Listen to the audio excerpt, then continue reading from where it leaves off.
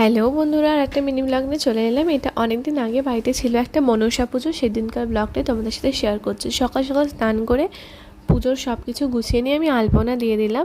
দেওয়ার পর মা করেছিল হচ্ছে ঘুগনি, সেটাকে একটু শসা পেঁয়াজ লেবুর রস দিয়ে ভালোভাবে খাচ্ছিলাম। দেন তারপর এসে গেছিলো পুজো করতে। এখানে পুজো হচ্ছিলো, আমি দাঁড়িয়ে একটু দেখলাম। তারপর তো সারাদিন বসে থেকে দুপুরবেলা গেছিলাম মনুদের বাড়ি, আর এখানে গিয়ে ও একটা ড্রয়িং করছিলো সেটা দেখছিলাম, আর ওদের বাড়িতে খেলাম ডালিয়া। তারপর এসে তো ঘুমিয়ে পড়েছিলাম। সন্ধ্যাবেলা একটু পড়ালাম, আর সন্ধ্যাবেলাতেও এসে হাজির হয়ে গেছিলো।